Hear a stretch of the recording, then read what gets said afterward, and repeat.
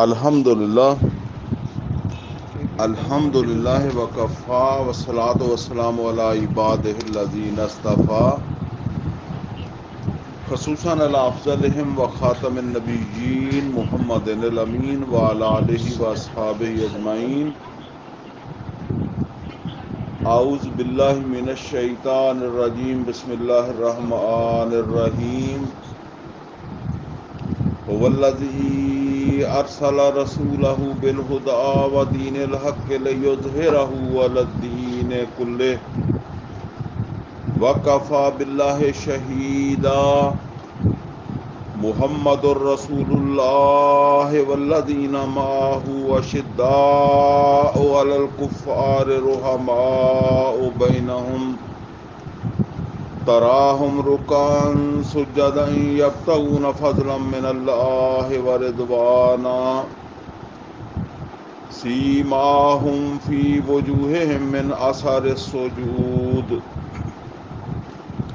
ذالک مثلہم فی التوراۃ ومثلہم فی الانجیل کزرع اخرج شطأہ فآزرہ فاستغلظ فاستوى علی سوقہ یعجب الزراء لیغیظ بہم الکفار.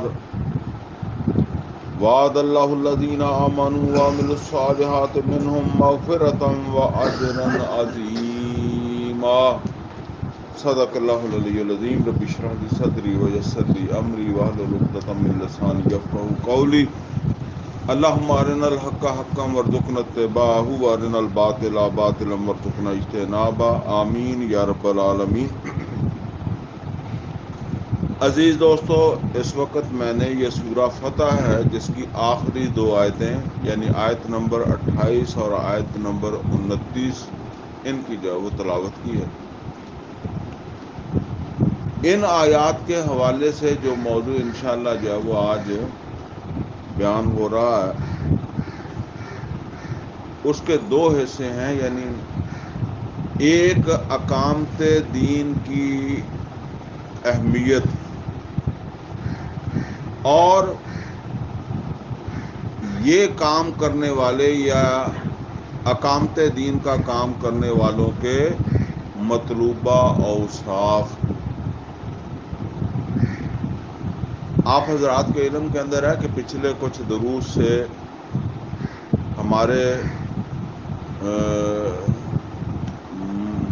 ہماری گفتگو کے اندر یا ہمارے پڑھنے کے اندر غلبہ دین، اقامت دین، نظام عدل و قسط کا قیام، اللہ تعالیٰ کے دین کی سربلندی، یہ مختلف جو ہے وہ موقعوں کے اوپر یہ چیزیں جو ہے وہ بیان ہوتی رہی ہیں. آج پہلا حصہ تو اس کی اہمیت کے حوالے سے ہے. یعنی جو دو چیزیں موضوع کے اندر میں نے عرض کی ہیں ان میں پہلا حصہ جو ہے وہ اس کی اہمیت کے اقامت دین کی یا غلبہ دین کی یا اللہ کے دین کی سربلندی یا نظام عدل و قسط اس کی اہمیت کیا ہے. یہ بات سمجھ لیں کہ نبی صلی اللہ علیہ وسلم کو اللہ تعالیٰ نے ایک پروگرام دے کر جو ہے وہ بھیجا. ایک منصوبہ تھا جس کو آپ صلی اللہ علیہ وسلم کو سپرد کیا گیا.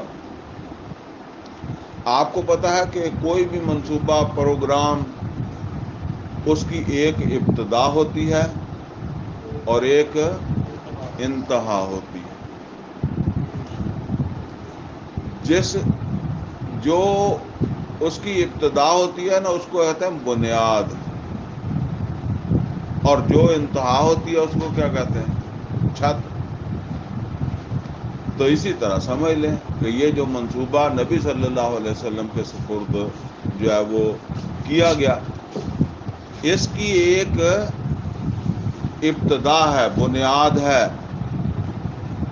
اور وہ بنیاد جو ہے وہ نبی صلی اللہ علیہ وسلم نے بتائی ہے. فرمایا بنی الاسلام علی خمس شہادت اللہ الہ الا اللہ وان محمد عبدہ و رسولہ و اقام الصلاۃ و ایتاء الزکوٰۃ و صوم رمضان و حج البیت من استطاع الیہ سبیلا. اس میں یہ 5 چیزیں نبی صلی اللہ علیہ وسلم نے بنیاد کے طور پر بیان فرمائی. توحید یا کلمہ توحید، اشہد اللہ الہ الا اللہ اشہد ان محمد عبدہ و رسولہ، پھر نماز، روزہ، زکوٰۃ، حج جس میں بھی استطاعت، یہ بنیاد ہے. لیکن یہ سمجھ لیں کہ شروع میں ہی اللہ تعالیٰ نے چھت تک کا نقشہ دے دیا تھا نبی صلی اللہ علیہ وسلم، یعنی بتا دیا تھا کہ آپ کا سفر اس جگہ سے شروع ہو رہا ہے اور اس کی تکمیل کہاں جا کر جب ہوگی. چنانچہ شروع تو ہوا یا ایھا الناس قولوا لا الہ الا اللہ تفلحوا، لوگو کہو لا الہ الا اللہ تفلحوا، تم فلاح پا جاؤ. یہ بنیاد رکھی جا رہی ہے، یہ بنیادی کام. اچھا جی، وہ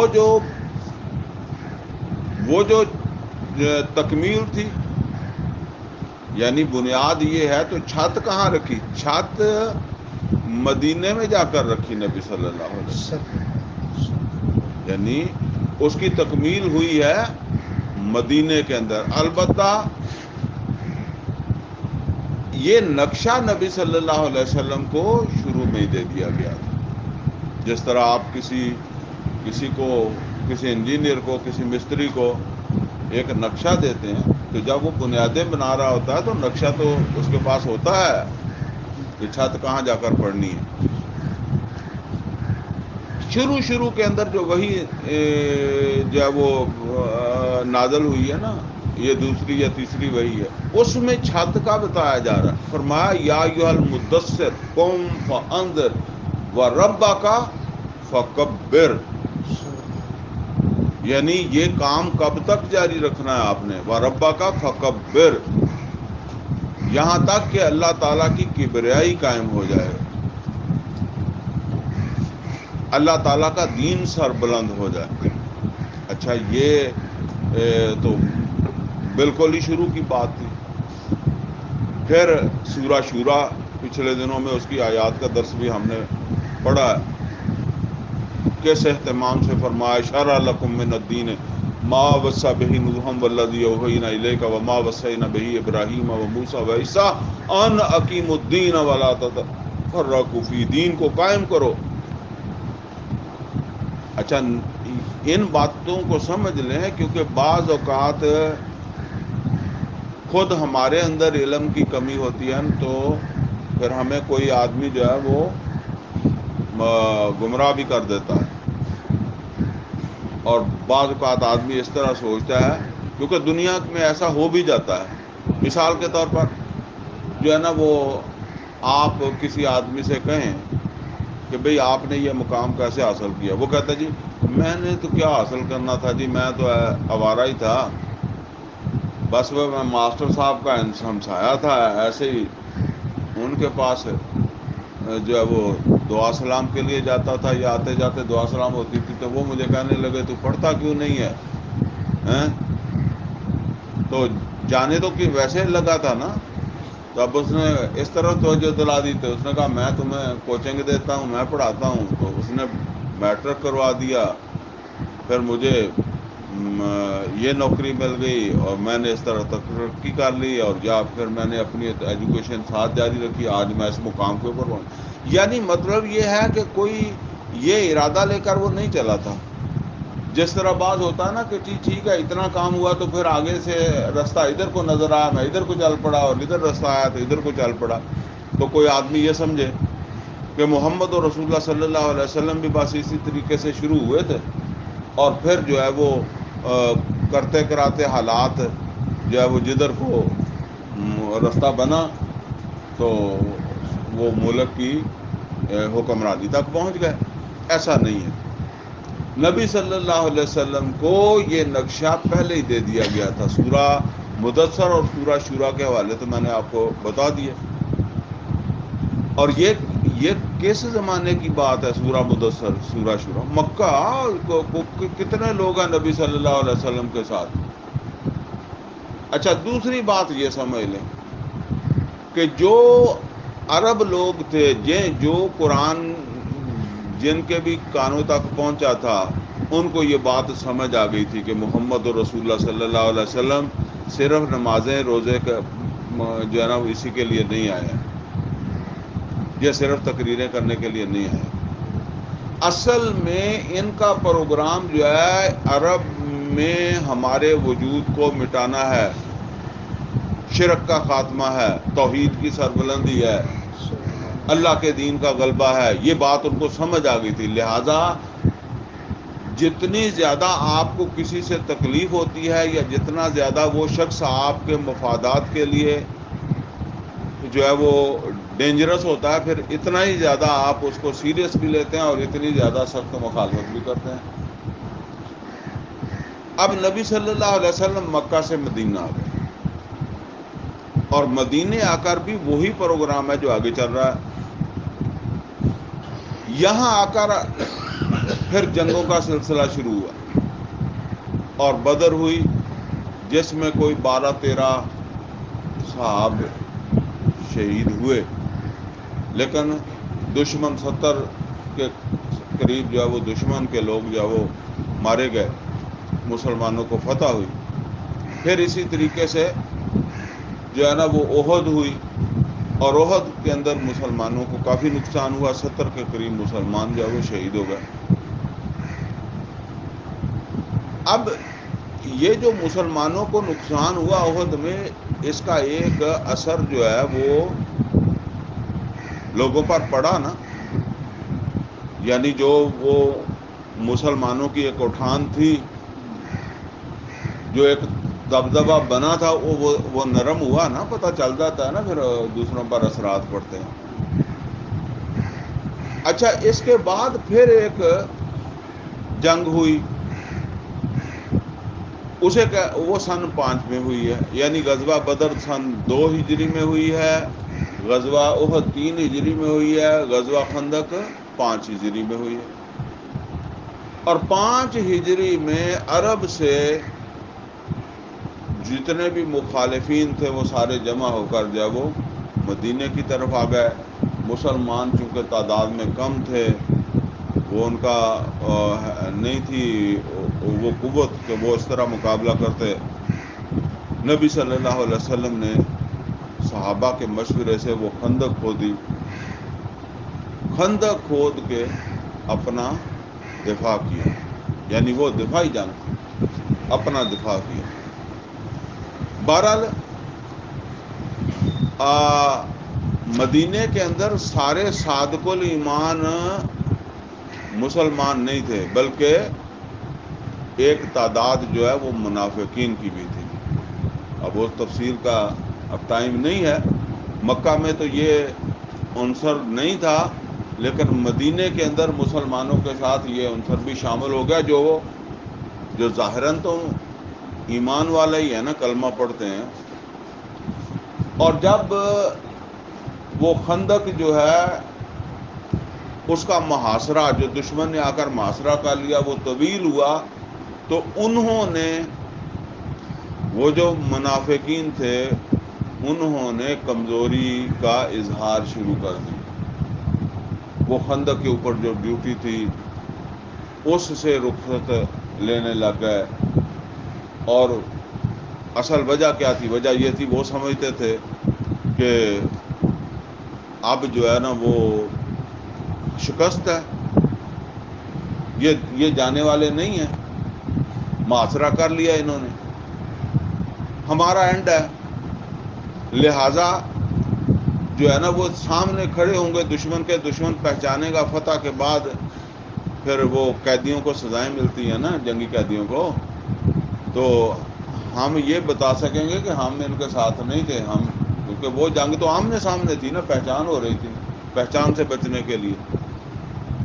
بہرحال اس کے بھی اثرات جو ہے نا وہ لوگوں کے اوپر جو ہے وہ پڑ سکتے تھے، بلکہ پڑے ہی ہوں گے. اور پھر اللہ تعالیٰ کی طرف سے وہ ایک مدد آ گئی طوفان کی شکل میں، اور وہ جو دشمن تھا اس کو جانا پڑا.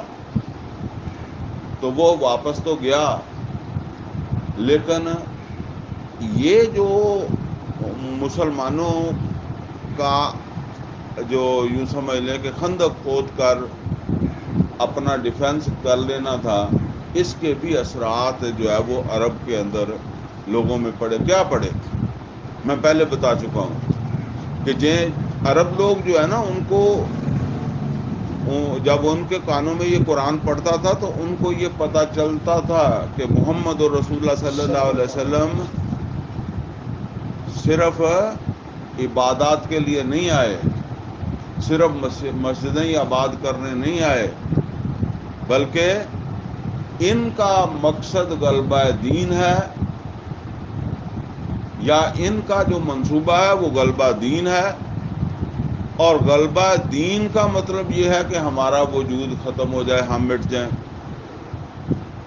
لیکن غزوہ خندق کے بعد انہیں کافی حوصلہ ہو گیا کہ یہ تو احد کے اندر بھی نقصان اٹھا گئے، اور خندق میں تو وہ کہیں کہ وہ تو بہرحال اسے اللہ کا منصوبہ نہیں سمجھتے ہوں گے. انہوں نے کہا کہ اگر یہ طوفان نہ آتا تو پھر انہیں ہی کام پورا کر کے جانا سی. اور یہ بھی ایک وجہ تھی کہ اس کے اثرات مسلمانوں پر نہ پڑے. ان کے اندر یہ ظاہر ہے وہ بھی تو سمجھتے ہیں نا کہ ہمارا پروگرام کیا ہے اور حالات کیا ہیں. ہمیں تو اپنا دفاع جو ہے وہ بڑی مشکل سے ہم نے کیا ہے. تو وہ غلبہ والی بات، چنانچہ اللہ تعالیٰ کی طرف سے سورہ صف نازل کی گئی، اور سورہ صف جو ہے وہ بڑی عظیم سورت ہے. اور اس کے اندر پھر آیت نمبر 9 نازل کر دی گئی، جس میں یہ جو منصوبہ تھا اس کو پورے شد و مد سے زور دے کر بیان کر دیا گیا. یہ ایسے سمجھ لیں کہ جیسے بعض اوقات تھوڑی سی کوئی جو ہے نا وہ اس طرح کی خبریں نکل رہی ہوتی ہیں نا کہ جی فلاں کام ہو رہا ہے ملک کے اندر یا اس طرح ہو رہا ہے، تو اب وہ حکمران آ کر جو ہے نا وہ ایک تقریر کرتا ہے. اس تقریر کے اندر پھر اس بات کو جو ہے وہ کہتا ہے کہ ایسا نہیں ہوگا یا ایسا نہیں ہونے دیں گے یا یہ غلط ہے.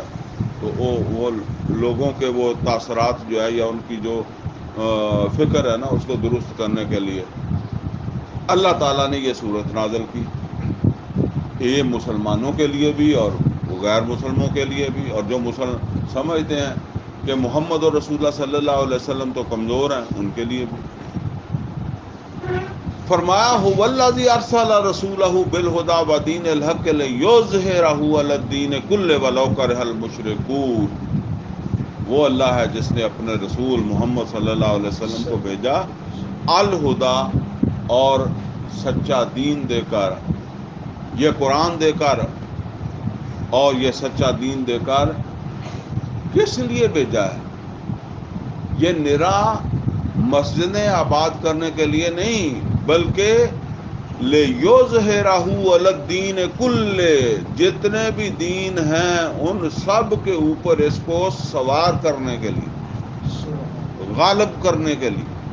جس طرح گھوڑے کے اوپر بیٹھا آدمی جو ہے نا وہ گھوڑے پر غالب ہوتا ہے تو بیٹھتا ہے، ٹھیک ہے نا، اس پر غلبہ پاتا ہے، اس قابل ہوتا ہے تو بیٹھتا ہے. تو سب دینوں کے اوپر اس دین کو سوار کر دیں.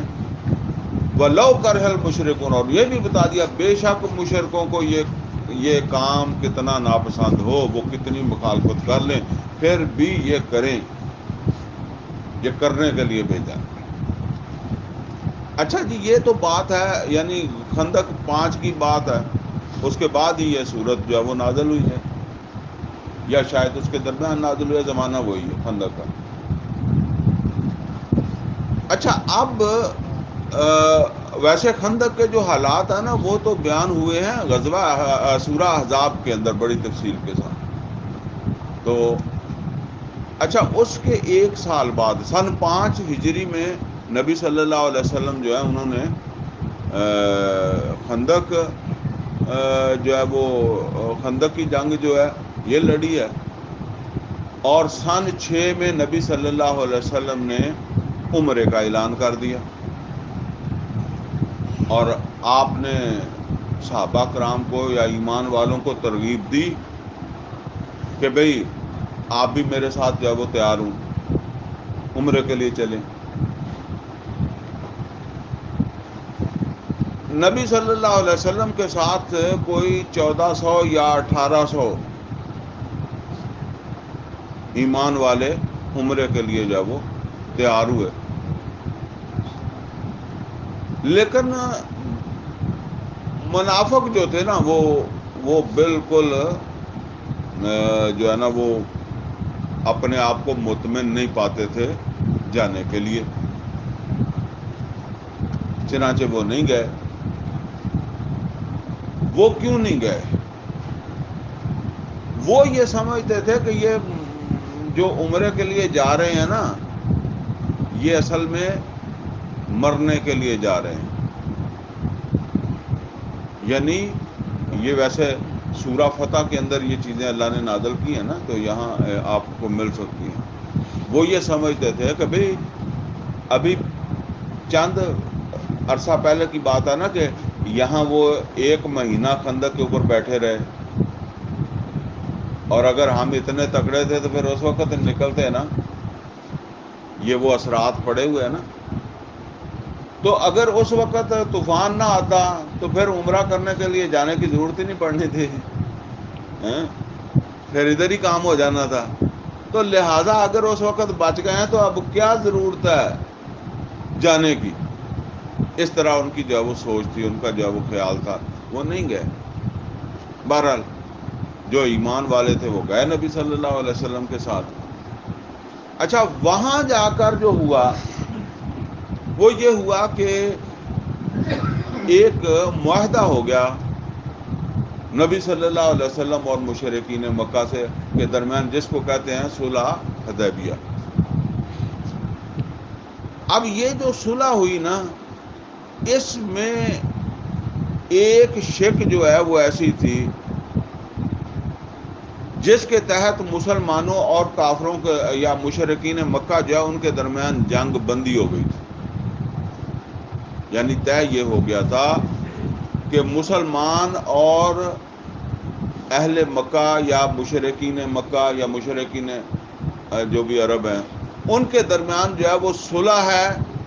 ہم ایک دوسرے کے خلاف کوئی ایسا قدم نہیں اٹھائیں گے، ایک دوسرے کے ساتھ جنگ نہیں کریں گے.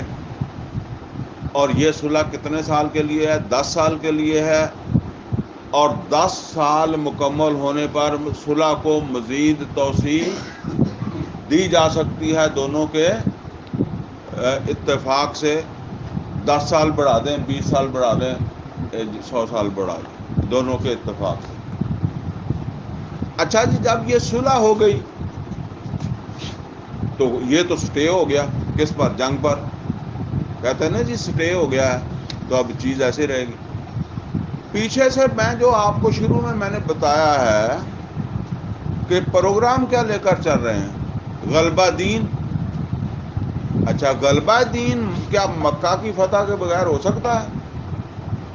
یہ بات سمجھ لیں.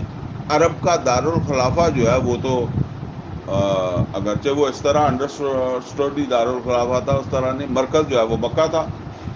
آپ کو پتہ ہے کہ اگر دارالخلافہ جو ہے وہ کسی ملک کا جب تک فتح نہیں ہوتا وہ ملک مفتوح نہیں قرار پاتا. جس طرح بنگلہ دیش بن گیا نا، آدھا ملک انہوں نے توڑ بھی دیا لیکن پھر بھی پاکستان بچا ہے، اسی لیے بچا ہے. اور اگر وہ چلا جائے تو باقی اگر کوئی بچ بھی جائے گا تو وہ اس کا کوئی اور نام ہی رکھ کر چلائیں گے. ٹھیک ہے نا. تو جب وہ سٹے ہو گیا ہے، جنگ بندی ہو گئی ہے، تو ایک سوال ذہن میں نہیں آتا کہ پھر اس کا مطلب یہ ہے کہ ہماری تعمیر یہاں رک گئی، ہمارا کام بند ہو گیا. جیسے آپ کوئی عمارت کی تعمیر کر رہے ہیں اور رستے میں آپ کے پاس مٹیریل ختم ہو جائے تو پھر اتنے ہی رک گئی یا ختم ہو گئی. یا اسی تعمیر کو سمجھیں کہ بس کام ہی اتنا تھا جو کرنا تھا، کام ہی مکمل ہو گیا. اس طرح کے جو خدشات لوگوں کے دلوں میں پیدا ہو سکتے تھے، خصوصی طور پر جو مشرکین عرب قرآن کو سن کر یہ سمجھتے تھے کہ مسلمان جو ہے وہ ایک پروگرام کے اوپر جو ہے وہ چل رہے ہیں، اور وہ پروگرام جو ہے وہ ہمارے وجود کے لیے خطرناک ہے، خطرہ ہے. اب ان کو اطمینان اس حوالے سے ہوا نا کہ بھئی صلح ہو گئی ہے. اور مسلمانوں میں بھی ایسے جو ہے وہ ایک شبہات جو ہے وہ پیدا ہو سکتی تھی کہ بھئی وہ پھر یا ایھا المدثر قوم فانذر کا کیا مطلب ہے، اور یہ ان حکیم الدین کا کیا مطلب ہے. اور وہ جو سورہ صف کے اندر آیت آئی ہے کہ اللہ نے اپنے رسول کو بھیجا اس لیے ہے کہ وہ دین کو غالب کریں، تو یہاں تو صلح ہو رہی ہے، پھر غلبے کی بات تو ہے نہیں ہے. اللہ تعالیٰ نے یہ سورہ فتح نازل کی، حدیبیہ کے بعد یہ سورت نازل کی، اور اس سورت میں یہ آیت دوبارہ نازل کر دی. کیا مطلب ہے؟ جیسے مطلب اس کا یہ ہے کہ دیکھو تمہیں سمجھ نہیں آ رہی، تمہیں یہ نظر آتا ہے کہ محمد رسول اللہ صلی اللہ علیہ وسلم نے صلح کر لیا، اور محمد رسول اللہ صلی اللہ علیہ وسلم نے خندق کھود کر اپنا تحفظ کیا ہے. لیکن یہ سمجھ لو یہ اللہ کا پروگرام ہے، اور اللہ تعالیٰ اب بھی یہی فرما رہا ہے، بلکہ پورا زور دے کر فرما رہا ہے کہ اس نے اپنے رسول کو اسی لیے بھیجا ہے کہ وہ اس دین کو غالب کر دیں. البتہ اگلا حصہ، اتنا حصہ تو سورہ صف کا اور سورہ فتح کا ایک ہی ہے. هو الذی ارسل رسولہ بالہدی ودین الحق لیظہرہ علی الدین کلہ. لیکن وہاں آگے جا کر آتا ہے وَلَوْ کَرِہَ الْمُشْرِكُونَ سورہ صف میں، اور یہاں فرمایا وَكَفَى بِاللَّهِ شَهِيدًا. شہید کا ایک مطلب ہوتا ہے گواہ، اور ایک مطلب ہوتا ہے مددگار. جس طرح قرآن کریم کے شروع میں آیا نا کہ ان کنتم فی ریب مما نزلنا علی عبدنا فاتوا بسورۃ من مثلہ وادعوا شہداءکم، بلا لو اپنے مددگاروں کو. تو یہ شہید کا مطلب گواہ بھی ہے، اور شہید کا مطلب مددگار بھی ہے. اب اللہ تعالیٰ کے شہید ہونے کا مطلب کیا ہے؟ وَكَفَى بِاللَّهِ شَهِيدًا. تمہیں اگر محمد اور رسول اللہ صلی اللہ علیہ وسلم اور ان کی قوت کمزور محسوس ہوتی ہے، تھوڑی محسوس ہوتی ہے، تو یہ بات سمجھ لو اللہ تعالیٰ کی قوت کم نہیں ہے، اور اللہ اس کام میں مدد کرے گا محمد اور رسول اللہ صلی اللہ علیہ وسلم. اللہ اس غلبہ دین میں مدد کرے گا. اور اگر تمہیں یہ سمجھ آتی ہے کہ صلح ہو گئی ہے، ظاہر بات ہے کہ وہ صلح اللہ تعالیٰ کے علم کے بغیر تو نہیں ہے نا.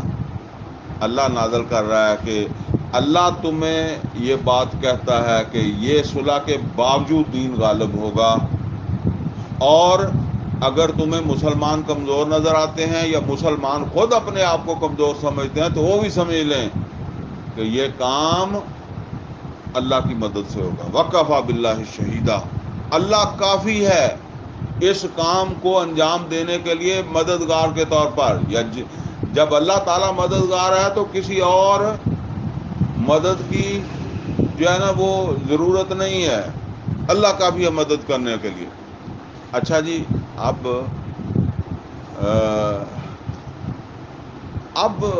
2 سال ہی گزرے تھے صلح کو، مکہ والوں کی طرف سے صلح توڑ دی گئی.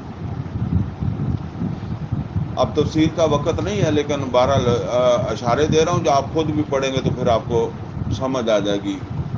صلح مکہ والوں نے توڑ دی، اور نبی صلی اللہ علیہ وسلم نے اس کو قبول کر لیا کہ چلو ٹھیک ہے، توڑ دیا تو ہم بھی مان لیتے ہیں ٹوٹ کے۔ اب نبی صلی اللہ علیہ وسلم نے مکہ پر لشکر کشی کر دی۔ ان 2 سالوں میں مسلمانوں کی قوت کافی بڑھ گئی تھی۔ اچھا، مسلمانوں نے مکہ پر لشکر کشی کر دی، مکہ فتح کر لیا، سن 8 میں مکہ فتح ہو گیا۔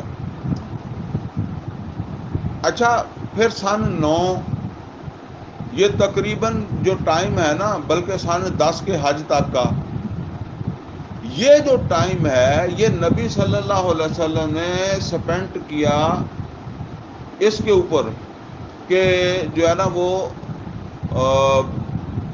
عرب کے اندر جو مختلف پوائنٹ ہیں نا جہاں مسلمانوں کی مخالفت ہے،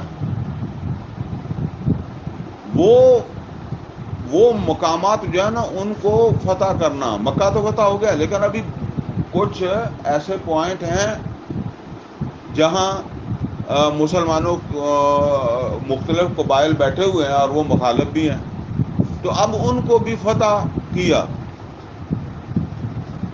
پھر نبی صلی اللہ علیہ وسلم حج کے لیے گئے، اور یہ سن 10 ہے۔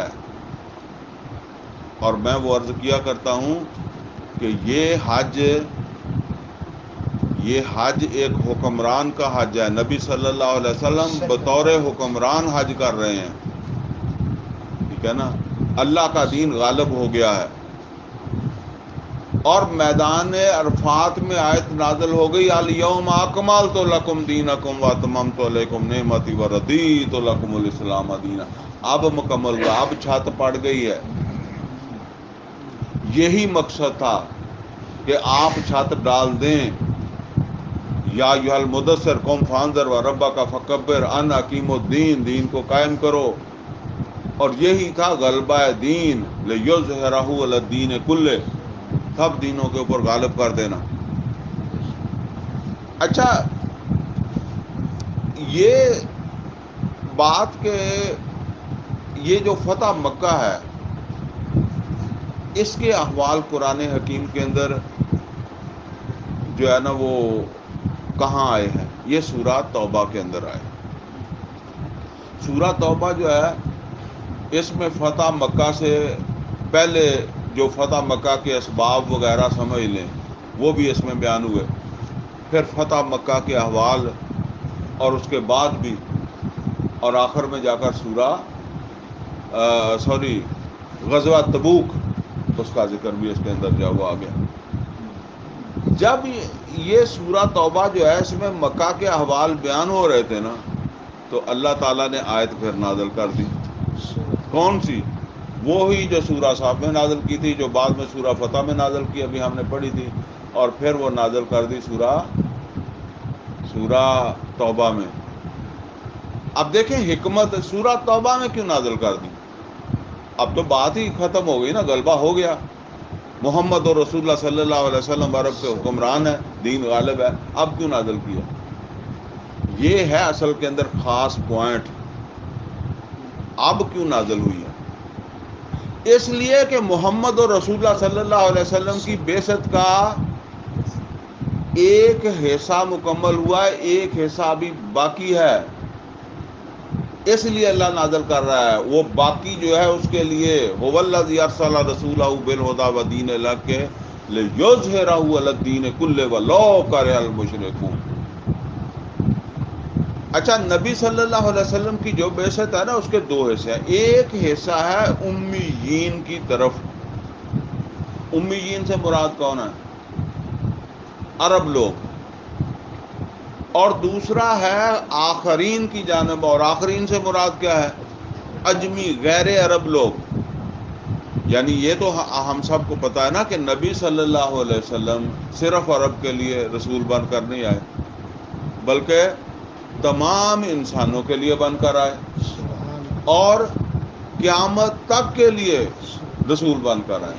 یہ بھی نہیں ہے کہ صرف اس زمانے میں عرب اور غیر عرب جو ہیں وہ ان کے لیے، قیامت تک کے لیے رسول بن کر آئے. یہ سورہ جمعہ میں اللہ تعالیٰ نے جہاں وہ نبی صلی اللہ علیہ وسلم کا جو طریقہ دعوت جو ہے وہ بیان ہوا ہے نا آج سورہ جمعہ کی آیت نمبر 2 میں، وہاں پہلے امیین کا ذکر آ گیا اور پھر آخرین کا. فرمایا هو الذی بعث فی الامیین رسولا منہم، امیین رسولا منہم، وہ اللہ ہے جس نے امیین یعنی عربوں کے اندر رسول پیدا کیا. یتلو علیہم آیاتہ ویزکیہم ویعلمہم الکتاب والحکمہ وان کانوا من قبل لفی ضلال مبین. یہ اس کے بعد فرمایا وآخرین منہم لما یلحقوا بہم، اور وہ آخرین بھی جن کے ساتھ ابھی یہ ملحق نہیں ہوئے، یعنی ابھی تو یہ صرف عربوں تک نظام قائم ہوا ہے نا، ابھی وہ علیحدہ ہی ہیں، ابھی وہاں یہ غلبہ نہیں پہنچا ہے. وآخرین منہم لما یلحقوا بہم وہو العزیز الحکیم، یعنی یہ امیین کی طرف بھی ہیں اور آخرین کی طرف بھی جاؤ رسول بنا کر جاؤ بھیجیں. اچھا، جب نبی صلی اللہ علیہ وسلم رسول ہیں امیین کے لیے بھی اور آخرین کے لیے بھی، تو غلبہ تو صرف وہاں ہی ہوا. آخرین جو ہے ان کی طرف تو آپ کی یاد میں تو نہیں گئے، بعد میں بھی وہ کوئی مکمل نہیں ہوا. یہ سمجھ لیں اللہ تعالیٰ کی حکمت اس میں کیا ہے. اللہ تعالیٰ کی حکمت جو تھی وہ یہ تھی کہ محمد الرسول اللہ صلی اللہ علیہ وسلم کے ذریعے سے عرب میں یہ دین غالب ہو جائے، ایک پروسیس مکمل ہو جائے، ایک پریکٹیکل مکمل ہو جائے، اور پھر قرآن مکمل ہو گیا اور پریکٹیکل بھی مکمل ہو گیا. اب جو لوگ ایمان لائے ہیں وہ امت ہیں، اگلا کام امت کے سپرد کر دیا جائے. اگلا مرحلہ جو ہے نا وہ پوری زمین پر یا تمام انسانوں کے اوپر جو ہے وہ امت کے سپرد کر دیا جائے اور نبی صلی اللہ علیہ وسلم کو واپس بلا دیا جائے. اور ایسا ہی کیا اللہ تعالیٰ نے. چنانچہ نبی صلی اللہ علیہ وسلم نے میدان عرفات میں لوگوں سے کہا، لوگوں ہو سکتا ہے دوبارہ تمہاری میری ملاقات نہ ہو. اور اس وقت آپ نے فرمایا کہ جو شاہد ہے اس کو چاہیے کہ وہ جس طرح مجھ سے اس نے دین جو ہے وہ حاصل کیا ہے وہ اسے غائب تک پہنچائے. فَلْيُبَلِّغِ الشَّاهِدُ الْغَائِبَ، اس کا ابلاغ کرو، اس کو پہنچاؤ. جو شاہد ہے وہ غائب تک پہنچائے، جو موجود ہے وہ جو موجود نہیں ہے جن تک نہیں پہنچا وہاں پہنچائے. تو آگے کام جو ہے نا وہ امت کے سپرد کر دیا. اور نبی صلی اللہ علیہ وسلم نے یہ بات واضح کر دی کہ قیامت سے پہلے ایک دفعہ یہ دین جو ہے وہ پوری زمین پر غالب ہو جائے گا. اور حدیث کے الفاظ ہیں کہ نہ کوئی اینٹ گارے سے بنا ہوا خیمہ، نہ اینٹ گارے سے بنا ہوا کوئی کمرہ مکان، اور نہ کوئی جو ہے نا وہ اونٹ کے بالوں سے یا بکری کے بالوں سے یا بھیڑ کے بالوں سے بنا ہوا خیمہ ایسا بچے گا جس میں یہ دین غالب نہیں ہوگا. یعنی اسی طرح غالب ہوگا جس طرح میرے ہاتھوں غالب ہوا پوری دنیا میں. اب یہ ہے جی ذمہ داری. 1400 سال تو ہو گئے غالب نہیں ہوا، ٹھیک ہے نا.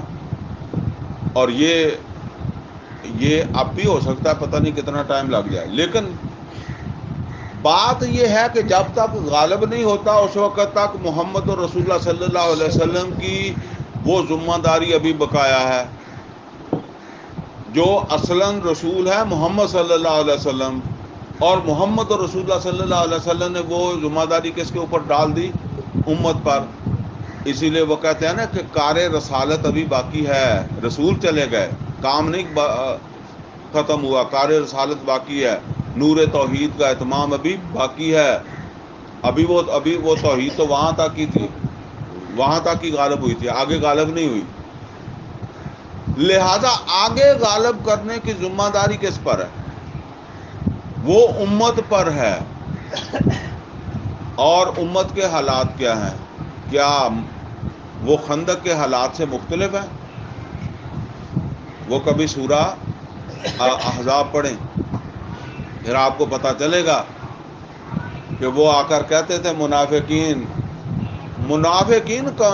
جو ہے وہ کمزور ایمان والے، حقیقت کے اندر تو وہی تھے جو جن میں نفاق پیدا ہو گیا.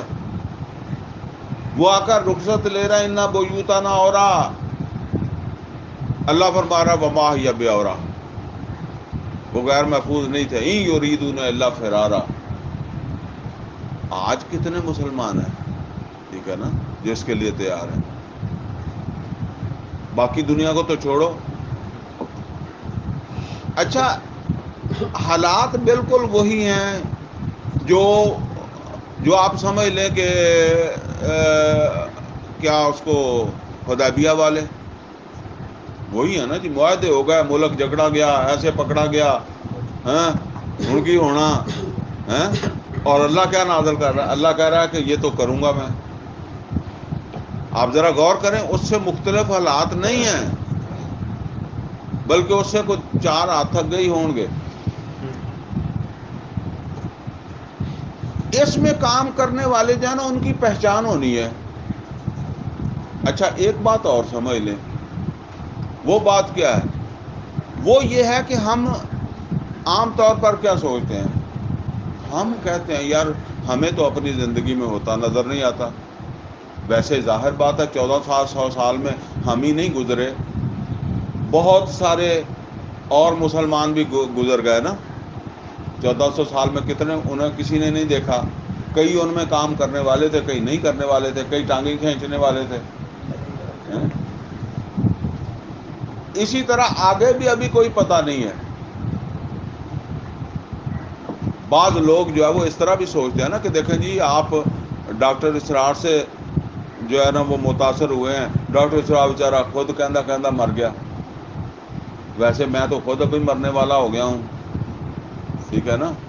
جب میں متاثر ہوا تو میں ایسا ہوں گا. تو اب میں خود مرنے کے قریب جو ہے وہ ہو سکتا ہے. اب موت کا کیا پتہ، اگلے ہفتے تمہیں خبر مل جائے مر گیا. تو اب مسئلہ یہ سمجھ لیں کہ دین غالب ہوتا دیکھنا یہ ضروری نہیں ہے. یہ اس وقت بھی سب نے نہیں دیکھا. یہ صرف محمد اور رسول اللہ صلی اللہ علیہ وسلم نے اپنی آنکھوں سے دیکھا ہے، یا کچھ چند اور لوگ بھی تھے، لیکن اور کسی کے لیے لازمی نہیں تھا. البتہ محمد اور رسول اللہ صلی اللہ علیہ وسلم کے لیے تھا. آپ ذرا سوچیں کتنے لوگ ہجرت سے پہلے ہی فوت ہو گئے. ویسے وہاں شہید بھی ہوئے، جیسے آل یاسر کا واقعہ آتا ہے نا، سمیہ رضی اللہ تعالیٰ عنہ. تو کوئی اور بھی ہوگا. اچھا، مدینے آنے کے بعد ویسے بھی بندے فوت ہوئے، یا مسلمان فوت ہی نہیں ہوتے تھے. اور بدر میں 13-14 مسلمان شہید ہو گئے. انہوں نے اسلام کا کون سا غلبہ دیکھا ہے؟ انہوں نے مکہ فتح ہوتا کب دیکھا ہے؟ محمد اور رسول اللہ صلی اللہ علیہ وسلم کی حکمرانی انہوں نے کب دیکھی ہے؟ جو احد میں شہید ہو گئے انہوں نے غلبہ کب دیکھا ہے؟ یعنی فتح مکہ تک جو لوگ فوت ہو گئے یا شہید ہو گئے، اور کتنے لوگ تھے، انہوں نے غلبہ نہیں دیکھا. پھر اللہ اس کا مطلب یہ ہے کہ ان کو یا چھوٹی جنت دے گا، یا کہے گا کہ تم نے تو دیکھا ہی نہیں، تھا کی کم سی. سمجھ گیا؟ اصل میں بات سمجھ لیں، یہ بات نہیں ہے جو میں بڑے زور دے کر پہلے بھی عرض کرتا ہوں. اصل بات یہ ہے کہ کسی شخص نے کتنا خلوص کے ساتھ، اخلاص کے ساتھ، کتنا اس مقصد کو ترجیح بنایا، اور اس مقصد کے لیے اس نے اپنی صلاحیتیں، اپنا وقت، اپنے وسائل اس نے اس کے لیے جب وہ خرچ کیے. کتنا ہوا کتنا نہیں ہوا یہ بات نہیں ہے. ہاں، اس نے اپنی ایمانداری کے ساتھ صحیح سمت کتنا کام کیا ہے، ٹھیک ہے نا؟ اور بس وہ اس کام کا حصے دار ہے. تو نہ اس وقت سب نے اپنی آنکھوں سے دیکھا تھا، نہ اب. اصل میں یہ ٹیسٹ ہو رہا ہے. ٹیسٹ ہو رہا ہے، ہمارا ٹیسٹ ہو رہا ہے کہ ہم میں سے کون کون ہے اور کون ہے جو واقعتاً جو ہے وہ اس کام کو کام سمجھ کر اس کام میں اپنا حصہ جو ہے وہ ڈال رہا ہے، یا اپنا جو وہ اس کے لیے کر سکتا ہے وہ کر رہا ہے۔ جب وہ وقت آئے گا یہ معاہدے آپ جو سمجھتے ہیں دنیا کے ساتھ یہ پڑے رہ جائیں گے۔ اللہ تعالیٰ نے فرمایا وَكَفَى بِاللَّهِ شَهِيدًا، اب بھی جب ہوگا یہ اللہ کی مدد سے ہوگا، اور اللہ نے کہا کہ اللہ کافی ہے اس کام میں مدد دینے کے لیے، اور یہ کام ہمارا کام تو اصل کے اندر نبی صلی اللہ علیہ وسلم کے اس کام کو ایک امتی کے طور پر کام کرنا ہے۔ اصل کام کس کا ہے؟ اصل کام ہے محمد اور رسول اللہ صلی اللہ علیہ وسلم کا، سمجھ گئے؟ تو آپ یہ سمجھ لیں کہ یہ دماغ میں خناس کبھی نہ رکھیں کہ ہم آنکھوں سے دیکھیں گے یا ہمیں محسوس ہو۔ جب محسوس ہونے لگے گا تو کئی لوگ اور آ جائیں گے، پھر تہاڈی لوڑ بھی نہیں رہنی۔ یہ بات اصل میں یہ ہے کہ جب ہوتا نظر نہ آتا ہو اس وقت کون کر رہا ہے؟ اذا جاء نصر اللہ والفتح ورأیت الناس یدخلون فی دین اللہ افواجا، پھر درس ایداں دیاں تھاواں تے نہیں رہنے۔ وہ تو جب ہوتا نظر آتا ہے تو پھر تو دنیا آ ہی جاتی ہے۔ وہ تو اللہ نے قرآن میں اس وقت بھی فرمایا کہ جب اللہ کا مدد آ گئی، فتح آ گئی، تو آپ نے دیکھا کہ لوگ تو جوکدار جوک آ رہے ہیں۔ یہ کتنا یقین ہے؟ جس میں یقین ہے وہ کرے گا، جس میں یقین نہیں ہے وہ نہیں کرے گا۔ تو سمجھ لیں جی یہ اس کام کی اہمیت ہے، یہ ہم اپنا فرض ادا کر رہے ہیں۔ یہ فرض ہمارے اوپر جو ہے وہ عائد ہے، اور اس کی ادائیگی جو ہے وہ جس طریقے سے دوسرے فرائض کو ہم سمجھتے ہیں نا، اسی طرح اس کی ادائیگی بھی جو ہے وہ اہمیت کی حامل ہے۔ اب اگلی بات آ جائیں، جن لوگوں نے یہ کام کرنا ہے ان میں کچھ اوصاف ہونے چاہیے نا، تو وہ اوصاف اللہ بتا رہا ہے یہاں۔ جن لوگوں نے کرنا ہے ان کا بھی ذکر آ رہا ہے، اور جن اوصاف کا بھی ذکر آ رہا ہے۔ تو یہ اوصاف جو ہیں اس کی یوں سمجھ لیں، اس حوالے سے مومن کی جو ہے وہ 3 جہتیں آج سمجھ لیں، باقی پھر انشاءاللہ آگے بھی ہم چلیں گے۔ وہ 3 جہتیں کیا ہیں؟ نمبر 1، یہ کام جو ہے یہ اس کے نزدیک کتنی اہمیت کا حامل ہے، اس کام کا نام کیا ہے، یا اس جد و جہد کا نام کیا ہے، جد و جہد کی کتنی اہمیت ہے۔ اس جد و جہد کا نام ہے جہاد فی سبیل اللہ، اور یہ ہم پہلے پڑھ چکے ہیں سورہ صف میں۔ اللہ تعالیٰ نے فرمایا یا ایھا الذین آمنوا، اے ایمان والو، ھل ادلکم علی تجارۃ، کیا تمہیں بتائیں کہ تجارت تنجیکم من عذاب علیم، جو تمہیں دردناک عذاب سے بچائے گی۔ اس کا مطلب یہ ہے کہ دردناک عذاب سے بچنے والی تجارت تو یہ ہے، تنجیکم من عذاب علیم تؤمنون باللہ ورسولہ وتجاہدون، کیوں کہا تم تؤمنون باللہ ورسولہ؟ وہ منافق نہیں رکھ رہے تھے نا، ورنہ وہ ڈیوٹی کرتے، ورنہ وہ جاتے ساتھ جو ہے وہ عمرے کے لیے، کیوں رکے؟ فرمایا اللہ اور اس کے رسول کی باتوں کا یقین رکھو، تؤمنون باللہ ورسولہ وتجاہدون فی سبیل اللہ باموالکم وانفسکم، اور تم سب جہاد کرو اللہ کے رستے پر، اپنی جانیں اور اپنے مال جو لگاؤ، وتجاہدون فی سبیل اللہ باموالکم وانفسکم ذالکم خیر لکم ان کنتم تعلمون، اسی میں تمہاری خیریت ہے اگر تم سمجھو تو۔ اسی طرح سورہ حجرات میں فرمایا یا انما المؤمنون الذین آمنوا باللہ ورسولہ ثم لم یرتابوا وجاہدوا باموالہم وانفسہم فی سبیل اللہ، مومن تو بس وہ ہیں جو ایمان لائے اللہ کے اوپر اور اس کے رسول کے اوپر، پھر انہوں نے جہاد کیا اپنی جانوں اور مالوں سے، اولئک ھم الصادقون، یہی سچے ہیں۔ پھر سورہ توبہ کے اندر فرمایا 24 نمبر آیت قل ان کان آباؤکم و ابناؤکم و اخوانکم و ازواجکم، اور آخر بات کہاں جا کر مکئی لمبی آیت ہے جہاد فی سبیل اللہ. ٹھیک ہے نا. تو یہ ایک جہت ہے مومن کی. اور میں اکثر کہا کرتا ہوں کہ مومن کی زندگی سے جہاد نکل جائے تو مومن منافق نہیں رہتا، منافق ہو جاتا ہے. کلمہ پڑھتا ہے، نمازیں پڑھتا ہے، داڑیاں رکھتا ہے، اذانیں بھی دیتا ہے، سب کچھ ہوتا ہے، لیکن حقیقت میں جہاد یہ ایک علیحدہ مسئلہ ہے، وہ جو میں ابھی اس پر ذکر نہیں کرنا کہ جہاد جنگ ہی نہیں ہوتی. نوح علیہ الصلوۃ والسلام بھی جہاد ہی کرتے رہے، اور محمد اور رسول اللہ صلی اللہ علیہ وسلم مکہ میں بھی جہاد ہی کرتے رہے. آپ کا پروگرام آپ کے سامنے، نقشہ آپ کے پاس ہے، آپ نقشے پر چل رہے ہیں تو جہاد کر رہے ہیں. اگر ایسے کوئی عمل کر رہے ہیں تو پھر وہ عمل ہے. ٹھیک ہے نا. نقشہ تو ہے نہیں آپ کے پاس تو وہ ایک ٹھیک ہے عمل ہے اپنی جگہ، لیکن جب آپ اپنے نقشے پر چل رہے ہیں تو وہ سارا سفر پھر اس منزل کی طرف ہے، جہاد ہے. تو مومن جو ہے وہ حالت جہاد میں ہوتا ہے. دوسرا کیا ہے، اب یہ جہاد کرنے والے جو ہے نا ان کے بامی تعلق وہ کیسا ہونا چاہیے. اور تیسرا یہ ہے کہ ان سب کا اپنے مالک کے ساتھ کیسا تعلق ہونا چاہیے.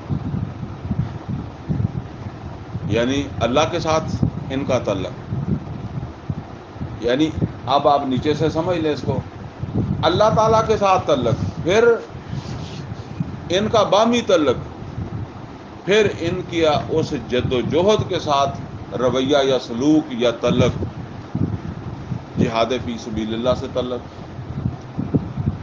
اب یہ بتایا جا رہا ہے یہاں، فرمایا چلیں آیت دوبارہ پڑھ لیتے ہیں، 28 نمبر آیت. هو الذی ارسل رسولہ بالہدی، وہ اللہ ہے جس نے اپنے رسول یعنی محمد صلی اللہ علیہ وسلم کو بھیجا الہدا دے کر و دین الحق، اور سچا دین دے کر. الہدا یہ قرآن، اور سچا دین دے کر بھیجا، شریعت دے کر بھیجا. کس لیے بھیجا؟ لِیُظْہِرَہُ عَلَى الدِّینِ کُلِّہ، تاکہ اس دین کو سب دینوں پر سوار کر دیں، غالب کر دیں. اور آگے فرمایا لِیُظْہِرَہُ عَلَى الدِّینِ کُلِّہ وَکَفَىٰ بِاللَّہِ شَہِیدًا.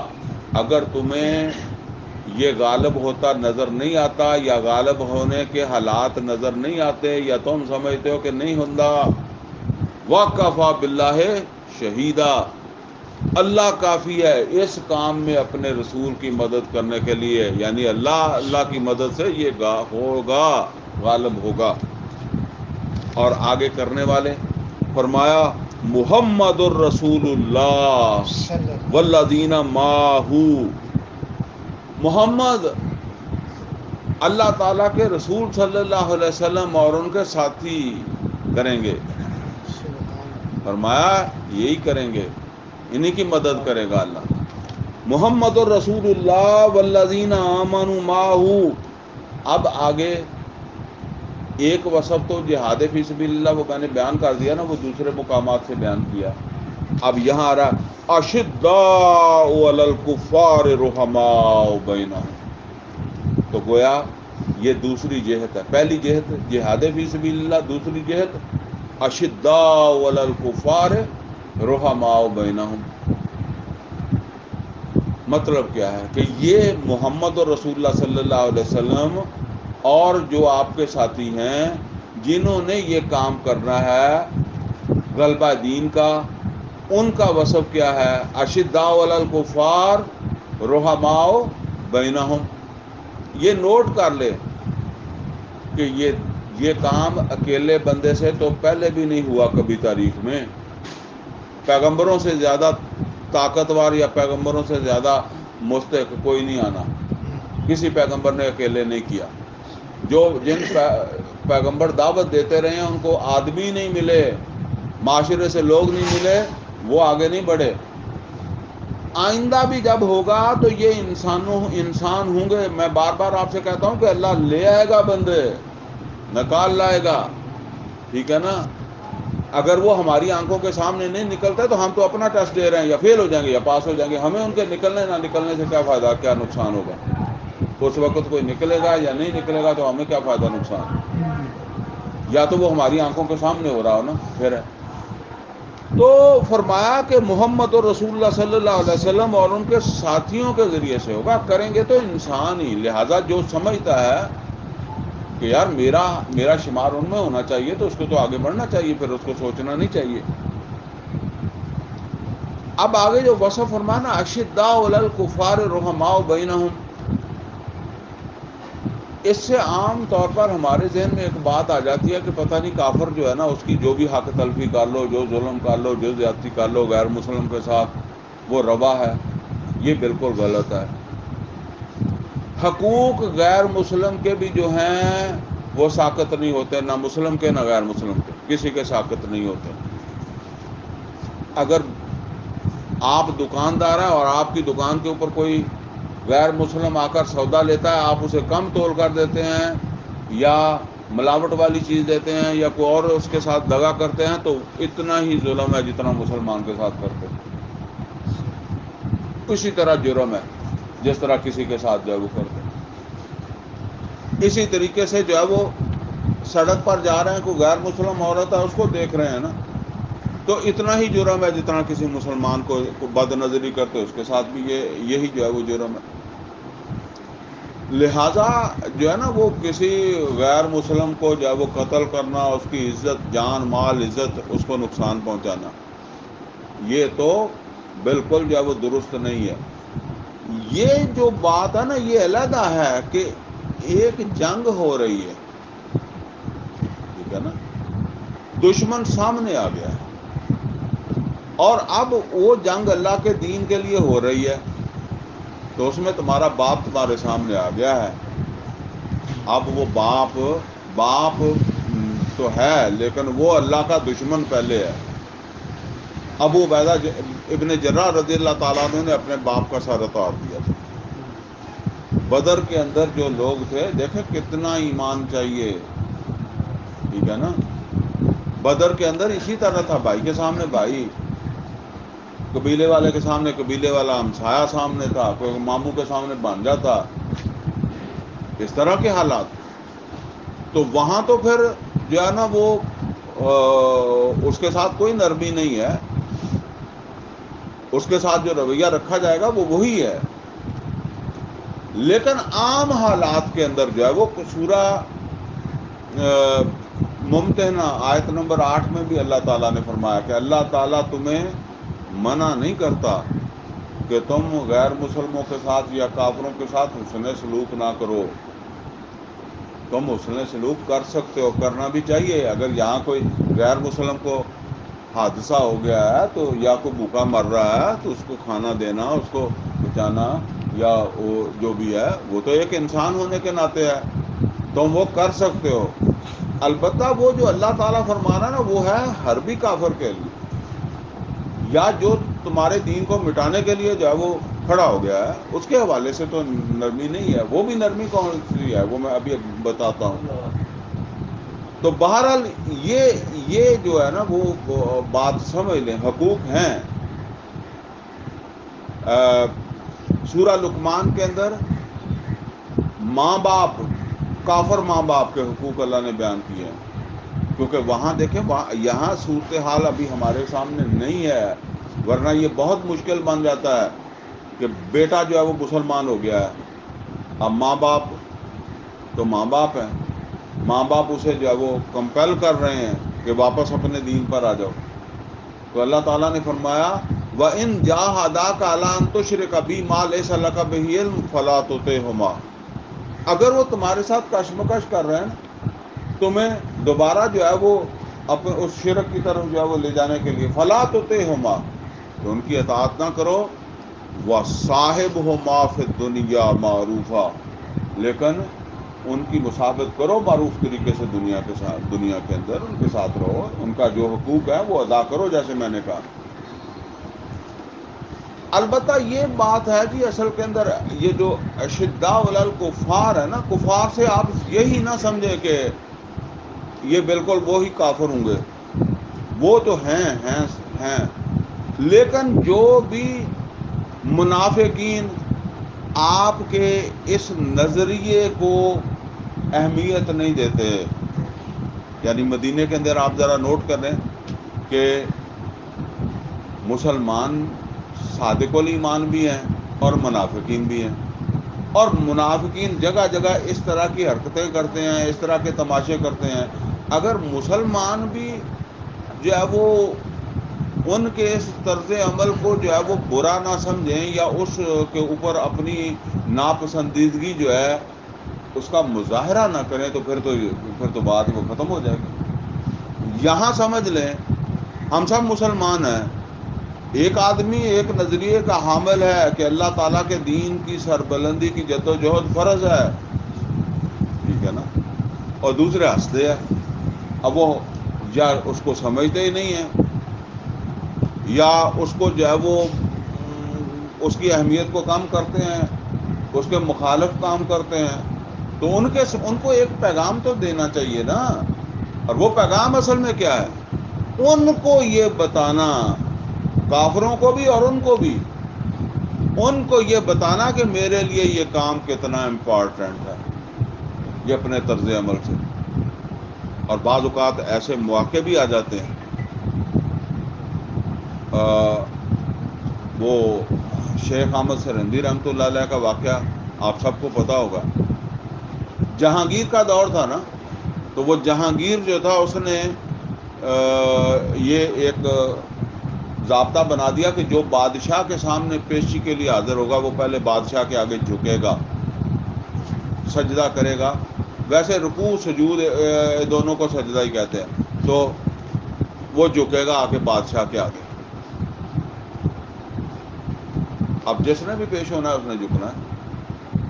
تو بڑے بڑے مولوی، بڑے بڑے علماء، بڑے بڑے مفتی، بڑے بڑے پیر، جس نے بھی جانا ہے بادشاہ تک پھر جنہ وڈا ہوئے گا اتنا ہی بادشاہ دے کول کام وڈا وہ پائے گا، ماڑے بندے کا تو نہیں پائے گا۔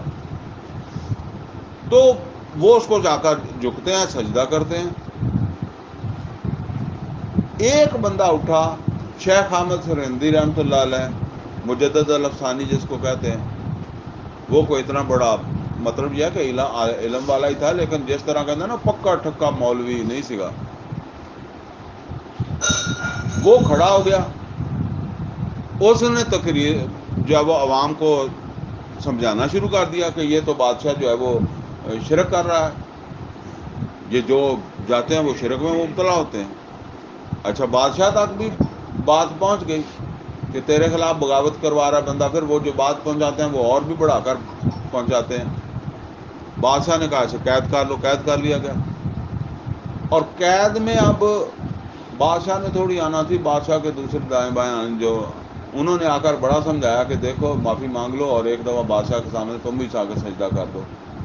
تو اس نے کہا جی یہ نہیں ہو سکتا۔ آخر جو ہے نا وہ کافی دیر جیل میں رہا، اور پھر انہوں نے ایک منصوبہ بنایا کہ بھی اگر اب مسئلہ بن جاتا ہے نا کہ اب بادشاہ نے یا تو بادشاہ ہاتھ ہی نہ ڈالتا تو پھر چلو تریا پھرتا، ہوں ہاتھ پایا تو ایک دفعہ تو سجدہ کرے نا۔ تو اب انہوں نے جو ہے نا وہ اس طرح کا ماحول جو ہے وہ بنایا کہ جہاں شیخ احمد سرہندی رحمۃ اللہ علیہ جو ہے نا وہ جھکیں تو اتنی ساری مجلس دیکھ لے، یا چلو فوٹو بنا کے تو پھر اشتہار دے دو کہ دیکھو جھکیا کھڑا۔ وہ بادشاہ جو ہے وہ بیٹھ گیا، آپ ایسے ہی سمجھ لیں کہ جیسے میں بیٹھا ہوں، اور سامنے سے اب آنا ہے جو وہ شیخ احمد سرہندی نے، اور جہاں سے اس نے گزرنا ہے نا وہ دروازہ انہوں نے جو بنایا وہ اس اتنا بنایا، نیچے بنا دیا، ڈونگا بناتا یا جو بھی کیتا ہوگا۔ اب ایک 6 فٹ کا آدمی ہے تو وہ چھوٹا ہے، اس میں اس کو جھکنا پڑ جائے گا۔ تو وہ جب وہاں آئے تو انہوں نے ماحول دیکھا کہ سامنے بادشاہ ہے، تو میرا جھکنا جو ہے یہ پورے ہندوستان دنیا کے لیے ہے، وہ دیکھ رہی ہے مجھے۔ تو اس نے وہ جو چوکھٹ تھی نا اس کو پکڑ لیا، اور پکڑ کے پہلے اپنی ٹانگیں جو ہے نا وہ پاؤں جو ہے وہ بادشاہ کی طرف کیے، بعد میں اپنا سر جو ہے وہ اندر کیا. اور اس کے اوپر پھر وہ علامہ اقبال نے کہا گردن نہ جھکی جس کی جہانگیر کے آگے اور جس کی گردن نہ جھکی جس کی جہانگیر کے آگے اور جس کے نفس گرم سے ہے گرم یہ احرار، وہ ہند میں سرمایہ ملت کا نگہبان، اللہ نے کیا جس کو بر وقت خبردار. یہ اس نے اٹھا کر کوئی میزائل تو نہیں بادشاہ کو مارا، لیکن ایک پیغام دیا کہ یہاں کوئی کمپرومائز نہیں ہے. یہ کمپرومائز آپ کو اپنے معاشرے میں دینا ہوگا ان لوگوں کو جو آپ کے نظریے سے اختلاف رکھتے ہیں، جو آپ کے نظریے کو تسلیم نہیں کرتے. تو بہرحال یہ ہے اشداء علی الکفار، اور دوسرا رحماء بینہم، آپس کے اندر انتہائی رحیم، شفیق، مہربان، محبت کرنے والے. ویسے نبی صلی اللہ علیہ وسلم نے فرمایا مومن وہ ہے جس کے ہاتھ اور زبان سے کسی کو تکلیف نہیں پہنچتی، نقصان نہیں پہنچتا، کسی کی جان مال عزت آبرو جو ہے اس کو جو ہے وہ خطرہ نہیں ہوتا. بڑی ساری احادیث کے اندر جو ہے وہ نبی صلی اللہ علیہ وسلم نے جو ہے نا وہ اس رویے کی فرمایا وَمَن يُحْرِمَ الرِّفْقَ فَقَدْ حُرِمَ خَيْرَ كُلِّ، جس میں نرمی ختم ہو گئی تو اس میں سارا خیر ہی جو ہے وہ ختم ہو گیا. پھر آپس میں سورہ حجرات میں فرمایا کل مسلم اخوہ، سارے مسلمان جو ہے وہ بھائی ہیں. اب یہاں تو بھائی سے بھی آگے بات بڑھ گئی ہے نا، ایک مشن میں آپ ایک ساتھ ہیں، یعنی ان کی بات ہو رہی ہے جو اس دین کے غلبے کے لیے محمد رسول اللہ صلی اللہ علیہ وسلم کے ساتھی اس وقت بنے ہیں یا آج آپس میں وہ اکٹھے ہوئے ہیں اس مقصد کے لیے. ٹھیک ہے نا. تو یہاں تو وہ جسے ایک رشتہ اخوت جو ہے نا اس سے بھی جو ہے وہ بڑھ کر جو ہے وہ رفاقت بن گیا نا، ایک دوسرے کے ساتھ جو ہے وہ یہ تعلق جو ہے وہ اپنی مطلب یہ ہے کہ اصل میں انسان کے اندر ہمدردی تو سارے انسانوں کے لیے ہونی چاہیے، لیکن خصوصاً جو آپ کے ساتھی ہیں ان کے لیے جو ہے وہ ہمدردی.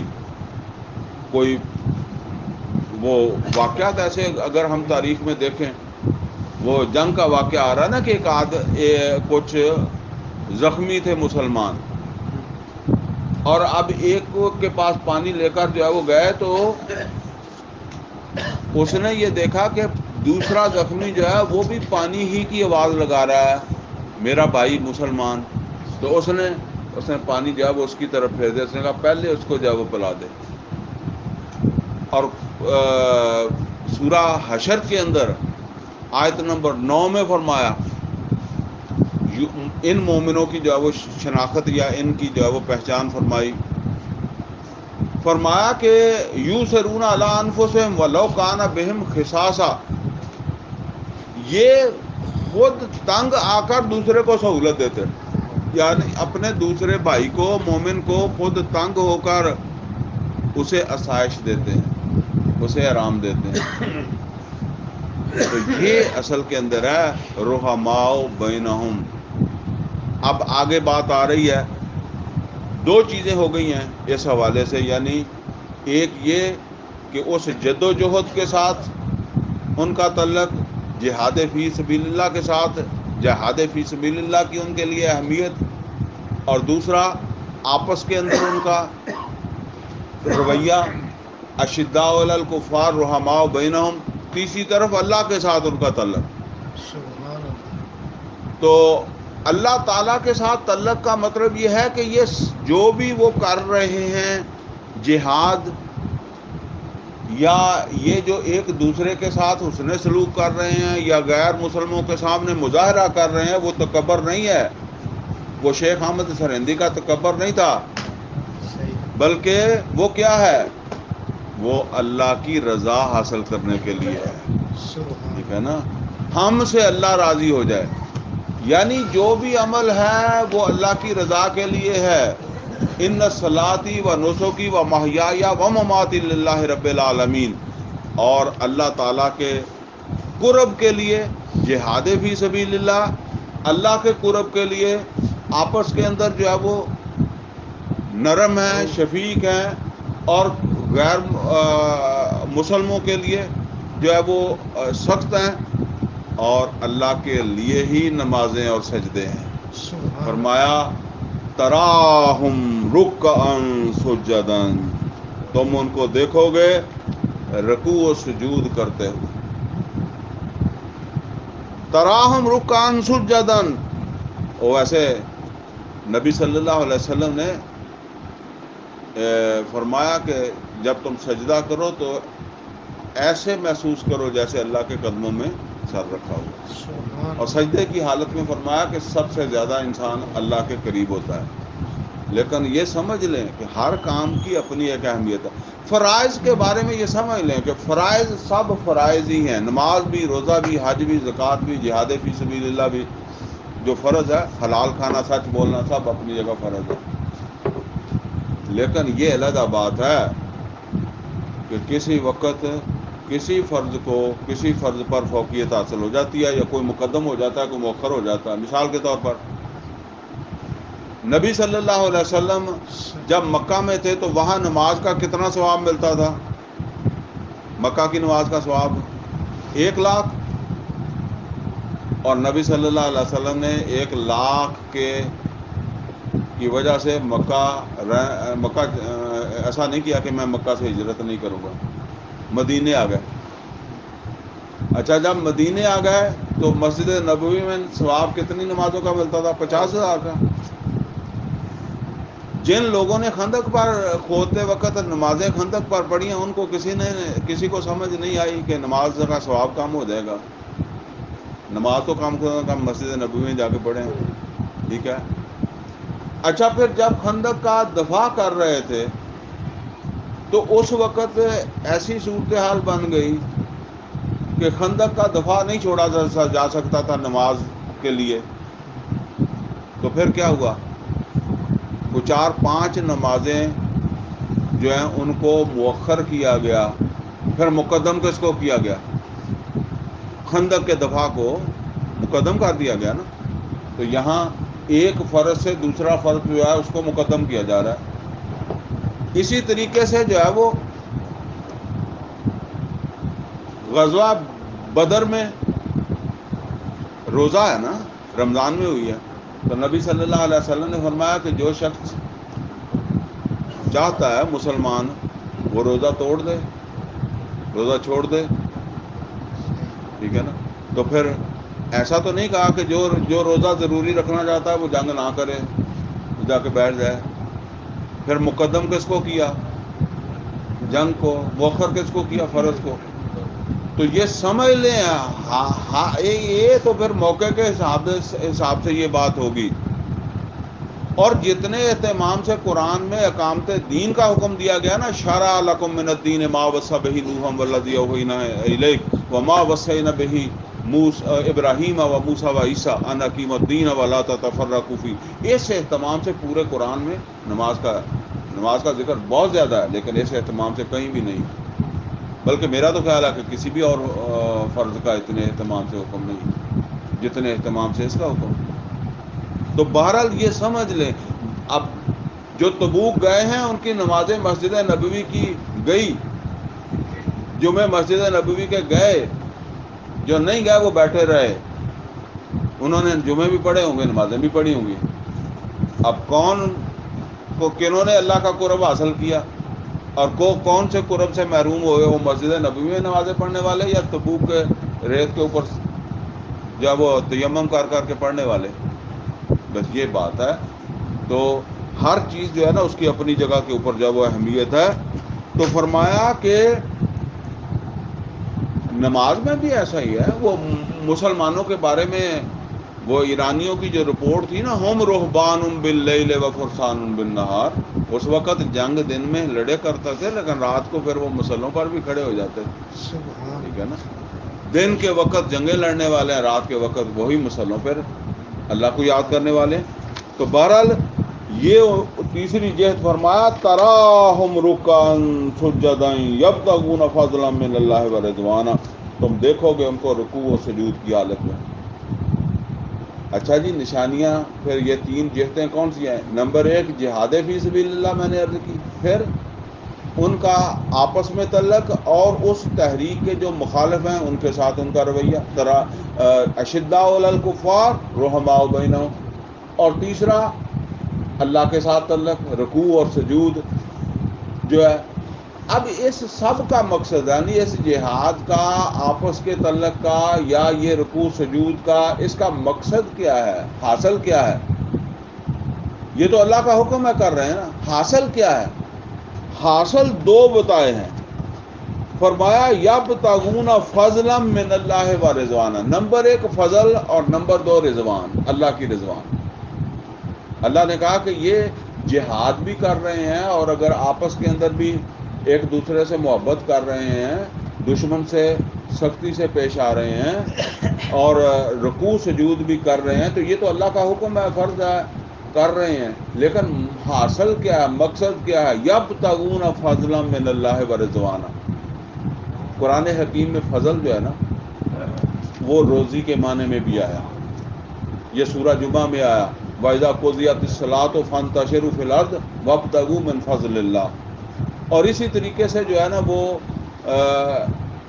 یہ نبی صلی اللہ علیہ وسلم کی بعثت اور آپ کا وہ جو تبلیغ کرنا، قرآن کی دعوت دینا، اس کو بھی اللہ تعالیٰ نے فضل کہا۔ یہ 2 نمبر آیت میں نے پہلے بھی پڑھی تھی، پھر پڑھ دیتا ہوں۔ فرمایا هو الذی بعث فی الامیین رسولا منہم یتلو علیہم آیاتہ ویزکیہم ویعلمہم الکتاب والحکمہ وان کانوا من قبل لفی ضلال مبین۔ اور جو ہے نا وہ اس سے آگے پھر فرمایا ذالک فضل اللہ یؤتیہ من یشاء، یہ اللہ کا فضل ہے اور اللہ تعالیٰ جو ہے، بلکہ اس کے درمیان میں وہ آیت ہے وآخرین منہم لما یلحق بہم ان اللہ عزیز الحکیم، یا کس طرح، بہرحال آگے پھر یہ آیت آتی ہے ذالک فضل اللہ یؤتیہ من یشاء، یعنی یہ محمد رسول اللہ صلی اللہ علیہ وسلم کا آمد اور یہ جو بعثت ہے یہ بھی اللہ کا فضل ہے۔ اور ظاہر بات ہے کہ یہ دو ایسی جگہ پر تو نہیں ہو سکتی، موقع کے حساب سے دیکھیں تو نہیں بنتی۔ تیسری کون سی ہے؟ تیسری ہے سورہ الحدید میں اللہ تعالیٰ نے فرمایا کہ سابقوا الی مغفرۃ من ربکم وجنۃ عرضھا کعرض السماء والارض اعدت للذین آمنوا باللہ ورسلہ ذالک فضل اللہ یؤتیہ من یشاء۔ یہاں جنت کو فضل کہا ہے، تو یہاں یہ سارا کچھ جو کر رہے ہیں ایمان والے، تو وہ کس لیے کر رہے ہیں؟ اللہ سے جنت لینے کے لیے، لیکن جنت میں جنت سے بھی اونچی ایک چیز ہے، وہ ہے اللہ کی رضا۔ جب جنت میں چلے جائیں گے تو جنت میں ایک اور انعام ہے جو کچھ خوش بختوں کو ملے گا، وہ اللہ کی رضا ہے۔ تو فرمایا کہ یہ جنت اور اللہ کی رضا کے لیے یہ جہاد کر رہے ہیں، یہ آپس کے اندر جو حسن سلوک کر رہے ہیں، دشمنوں کے ساتھ جو سختی کر رہے ہیں، یا جو رکوع سجود نماز پڑھ رہے ہیں، روزہ رکھ رہے ہیں، یہ جنت اور اللہ کی رضا کے لیے۔ یبتغون فضلا من اللہ ورضوانا سیماہم فی وجوہہم من اثر السجود، تم دیکھو گے ان کے چہروں میں سجدوں کے نشان، وہ جیسے کہتے ہیں ہم چہرے ہی پڑے جاندے ہیں، ٹھیک ہے، باقی پھر اس کی تفسیر تو کئی ساری ہو سکتی ہے۔ ذالک مثلہم فی التوراۃ ومثلہم فی الانجیل، یہ مثال دے دی گئی تھی تورات میں بھی اور یہ مثال اللہ نے دے دی تھی انجیل کے اندر بھی، کہ وہ کام جو ہوگا وہ ہوگا ہمارے رسول محمد صلی اللہ علیہ وسلم اور ان کے ساتھیوں کے ذریعے سے، اور وہ ساتھی جہاد کرنے والے ہوں گے،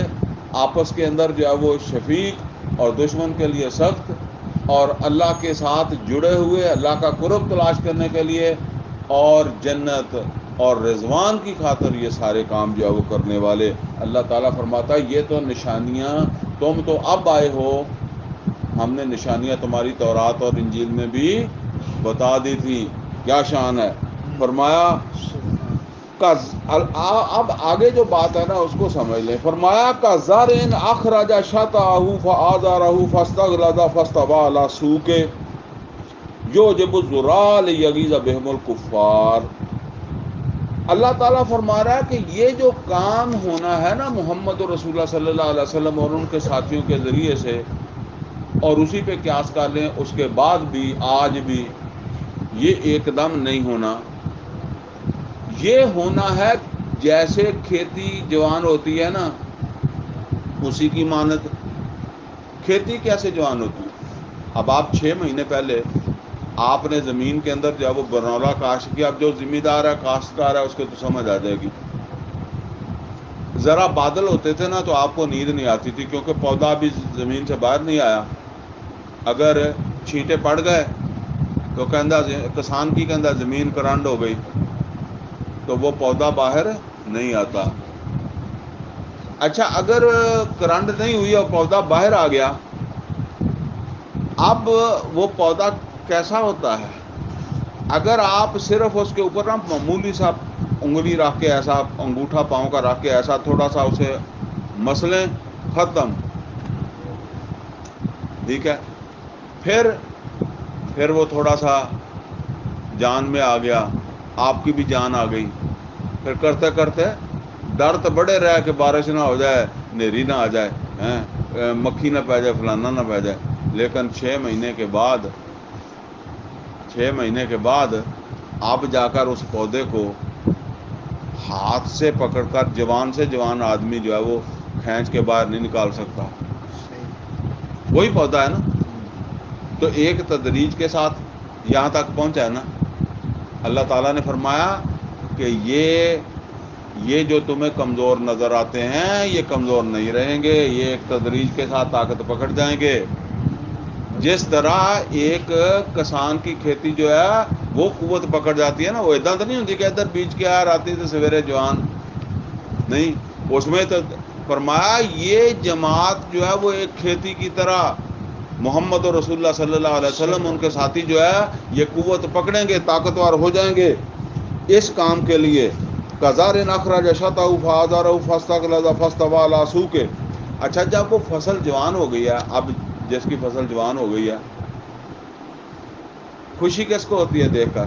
ٹینڈے لگے، کپاس لگی ہوئی، جس نے کاشت کی تھی. تو اللہ تعالیٰ کہتا ہے کہ یہ جو فصل محمد اور رسول اللہ صلی اللہ علیہ وسلم نے کاشت کیا نا، جب یہ جوان ہو جائے گی تو محمد اور رسول اللہ صلی اللہ علیہ وسلم کا دل بھی خوش ہو جائے گا. یعجب الزراع، خوش ہو جائے گا کسان. خوش ہو جاتا ہے کسان اپنی کھیتی کو دیکھ کر.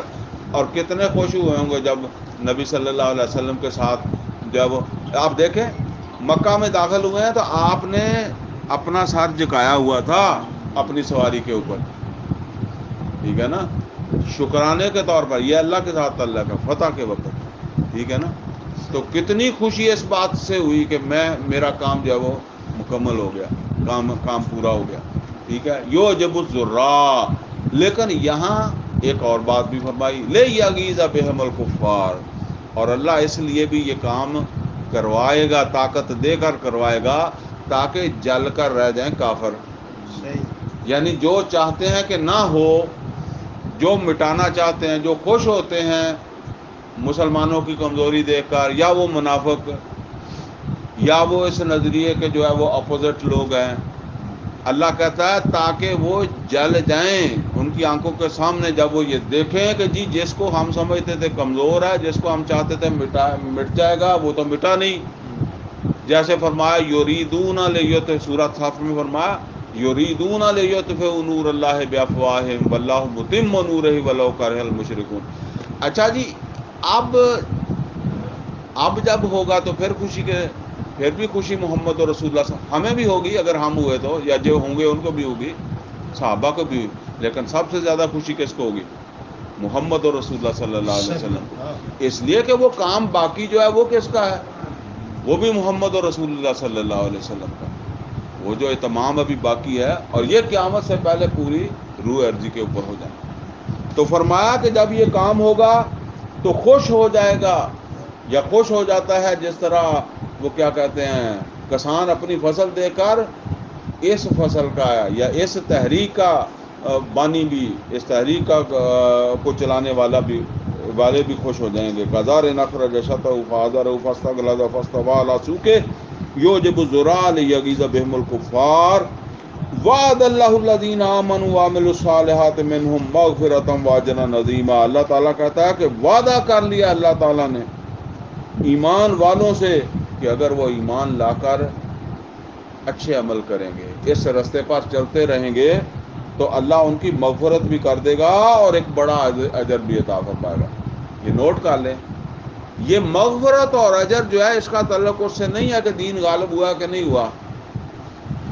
یہ ان کی بھی ہو گئی جو فتح مکہ سے پہلے صادق الایمان جو ہے وہ دنیا شہید ہو گئے یا ویسے فوت ہو گئے. اور یہ 1400 سال سے آج تک جنہوں نے بھی پورے اخلاص کے ساتھ یہ کام کیا ہے، اس کے لیے اپنی صلاحیتیں، وقت، وسائل، ترجیحات اس کو بنایا ہے، تو ان کے لیے اجر بھی ہے ان کا ہے اور ان کی مغفرت کا بھی اللہ نے وعدہ کیا ہے. تو دین غالب جب ہونا ہے اللہ کی مدد سے ہونا ہے. لیکن آج ہم ٹیسٹ دے رہے ہیں اور ہم میں سے جس کو بھی اللہ کی مغفرت اور جو ہے وہ اجر عظیم کی ضرورت ہو، پھر اس کے لیے یہ راستہ اللہ نے بتا دیا. اقول قولی ھذا واستغفر لی ولکم ولسائر المسلمین والمسلمات.